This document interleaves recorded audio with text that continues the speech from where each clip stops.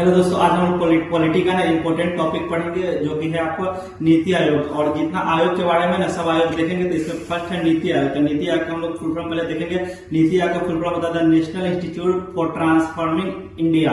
इसकी स्थापना 1 जनवरी 2015 को हुआ था। इसके अध्यक्ष है ना वो पीएम होते हैं। यह योजना है की जगह पे लाया गया था। इसका कार्य देश के लिए है ना, देश के लिए विकास के लिए नए योजना नीति लाने के लिए, अध्यक्षता में निर्माण करने के लिए होता है। नीति आयोग का जो है ना प्रेसिडेंट है वो नरेंद्र मोदी जी है। उसका वाइस प्रेसिडेंट नीति आयोग का के सुमन बेरी है। उसके बाद आपको नीति आयोग का जो प्रेजेंट में जो सीईओ है वो है BVR सुब्रमण्यम।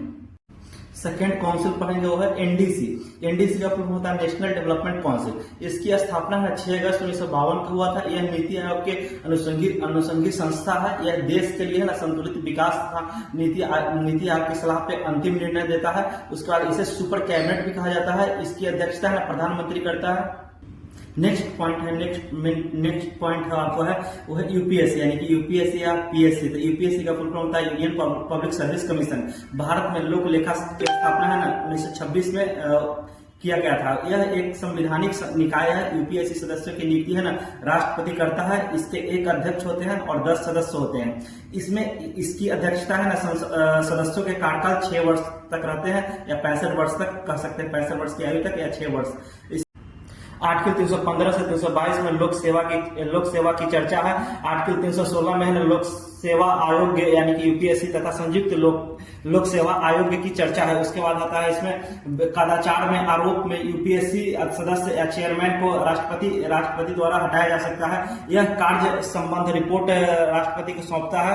उसके बाद है राज्य सेवा आयोग के अध्यक्ष और सदस्य का नियुक्ति राज्यपाल द्वारा किया जाता है। त्यागपत्र है ना राज्यपाल को दिया जाता है। जैसे त्यागपत्र भी राज्यपाल को देता है। इसके सदस्य कार्यकाल है ना 6 वर्ष या 62 वर्ष तक हो सकता है। 6 वर्ष के लिए या ये जो हो सकता है मैक्सिमम 62 वर्ष के लिए। इसके लिए है ना कार्य निम्नलिखित है। फर्स्ट का विभिन्न सेवाओं में संबंधित परीक्षाओं का संचालित करना। सेकेंड पॉइंट है कि राष्ट्रपति राज्यपाल के द्वारा दिए गए है ना परामर्श के विचार करता है। उसका बाद इसका तीसरा पॉइंट है कि राष्ट्रपति राज्यपाल और प्रतिवर्ष रिपोर्ट भेजता है। उसके बाद है ना नेक्स्ट पॉइंट है आपका है ना अखिल भारतीय सेवा, यानी कि ऑल इंडिया सर्विस कमीशन। उसका बाद लोक सेवा के 3 वर्गों में बांटा गया हुआ है। एक है आपका अखिल भारतीय सेवा, दूसरा है आपका केंद्रीय सेवा, तीसरा में है राज्य सेवा। तो अखिल भारतीय सेवा के बारे में हम लोग पढ़ेंगे। आर्टिकल 312 के अनुसार है ना अखिल भारतीय सेवा की गठन किया गया हुआ है। इस सेवा के अंतर्गत है ना 1951 में आईपीएस और आईसीएस के शामिल किया गया हुआ है। उसके बाद इसमें आईएएस भी शामिल है इसमें। उसके बाद है 1963 के है ना आईपीएस आईएमएस आईएचएस भी शामिल कर दिया गया हुआ है। इस सेवा के सदस्यों का नियुक्ति है ना राष्ट्रपति द्वारा किया जाता है। राज्यसभा के अधिकार है कि 2/3 बहुमत है ना प्रस्ताव पारित किया जाए। नेक्स्ट पॉइंट है इसका केंद्र सरकार। दूसरा नंबर पे केंद्र सरकार। तो ये केंद्र सेवा है ना राष्ट्रीय स्तर की सेवा है जो केवल भारत संघ के लिए है। इसके अंतर्गत है आने वाले सभी सेवा, भारतीय राजस्व सेवा, भारतीय अधिकारी एवं कर सेवा, उसके बाद है भारतीय रेल सेवा, भारतीय आयुक्त सेवा शामिल है। इसकी नियुक्ति तथा सेवा शर्त संबंधित कानून है बनाने का अधिकार संसद को है। नेक्स्ट पॉइंट है इसका राष्ट्रीय अल्पसंख्यक आयोग। इसकी स्थापना है 1992 में हुआ था।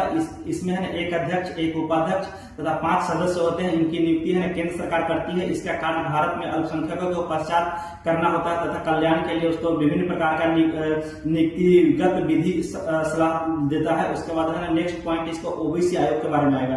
तो ओबीसी है ना आर्टिकल 340 के अनुसार पिछड़े वर्गों की स्थिति के सुधार के लिए है ना यह पिछड़े वर्ग को आयोग बनाया गया, गठन किया गया था।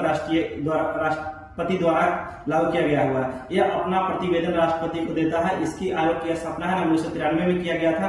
ये इस आयोग में संबंधित है ना मंडल आयोग की रिपोर्ट के ध्यान में रखते हुए ना भारत सरकार ने ओबीसी के लिए सरकारी नौकरी में 27% की आरक्षण दिया था। नेक्स्ट पॉइंट आता है SC/ST आयोग। आर्टिकल 338 के अनुसार ना SC/ST के कल्याण के लिए ना एक आयोग की स्थापना की जाती है। इसके 1 अध्यक्ष होते हैं, 1 उपाध्यक्ष होते हैं, 5 सदस्य होंगे। इसकी नियुक्ति राष्ट्रपति करता है। यह SC/ST के हितों के लिए रक्षा करता है और कल्याण के लिए उसको सरकार को सलाह देता है। उसका इसकी स्थापना है ना 1993 में हुआ था।